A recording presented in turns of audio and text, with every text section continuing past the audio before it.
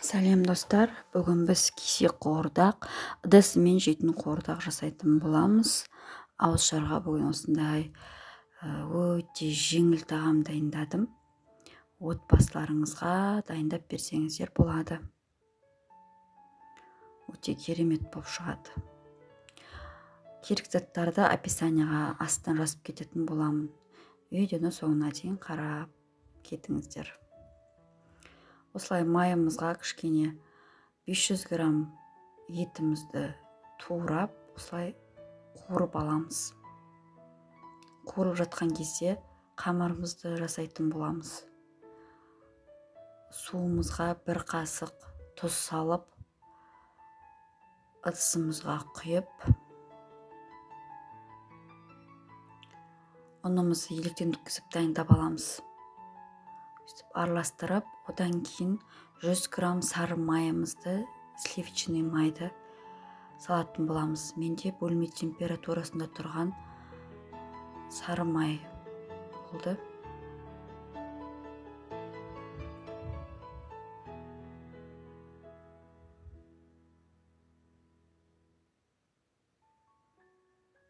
Одан кейін дайын тұрған ұнымызды осылай жартысын салып, барлығын жақсылап араластырып аламыз.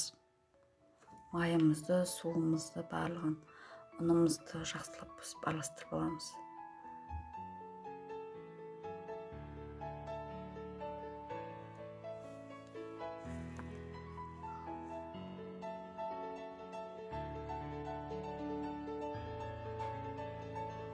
Одан кейін қалған ұнымызды салып, жұмсақ қамыр жасаймыз.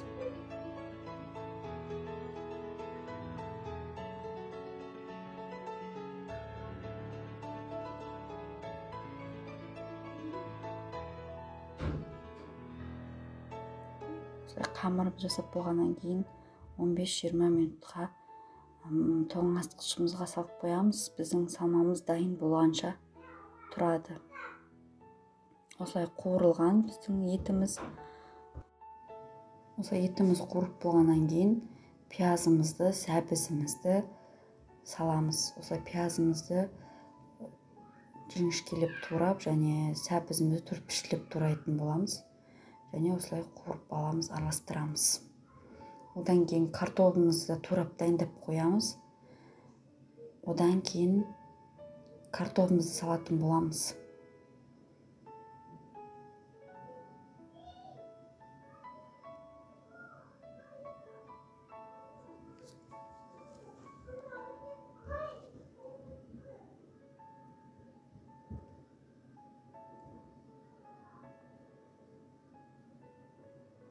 Картоплымызды осылай араластырып аламыз. Одан кейін тұзымызды, паприкамызды, басқа да приправаларымызды салып араластырамыз. Өздеріңіздің қалауларыңызша салсаңыздар болады.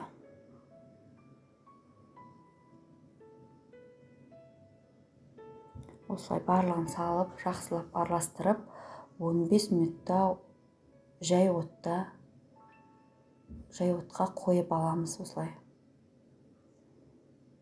Одан кейін қамырымызды дайындап аламыз. Осылай бөлшектерге бөліп, жақсылап осылай дөңгелектетіп қойып, содан кейін жаятын боламыз. Мен осы рецептіде 6 кесе қуырдақ жасадым. Және де осылай жартысын кесіп алып қаламыз. Біздің жаңағы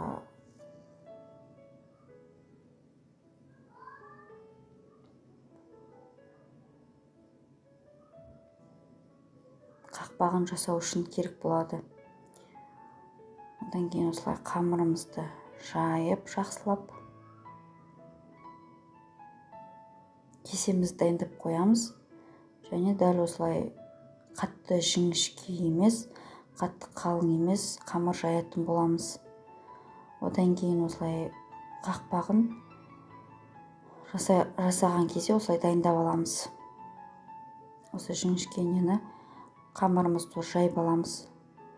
Одан кейін кесемізге осы қамырымызды салатын боламыз.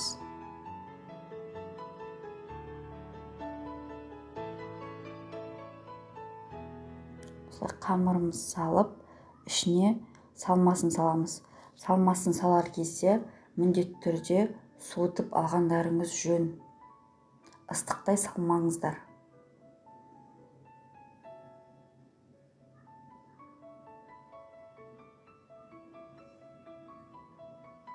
Осылай салмасын салып, және осылай ашылып кетпейтіндей қылып, бір-бірін осылай жабыстыратын боламыз қамырымызды. Қаттырақ бетіп басып, ашылып кетпейтіндей болу керек. Және де осылай кесемізден алып, осылай дөңгелетеміз. Одан кейін қалған қақпағын жасайтын боламыз. Кішкене қамырды осылай уқпамен жайып екіге бөліп, қамырымыз осылай екіге бөліп, видеода жасайтын болады. Жасасаңыздар болады.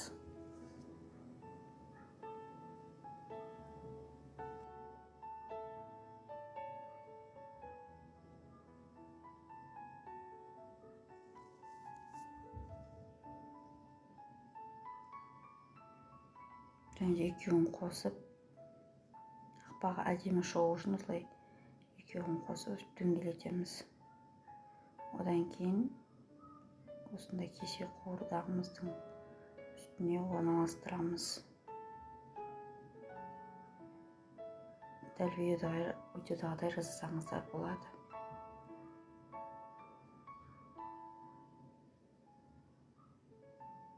Одан кейін бәріміз дайындап жасап алғаннан кейін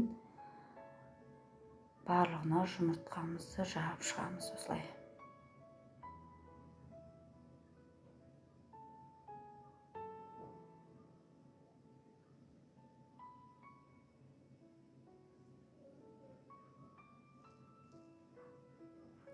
Осылай болып пісіп шықты менде.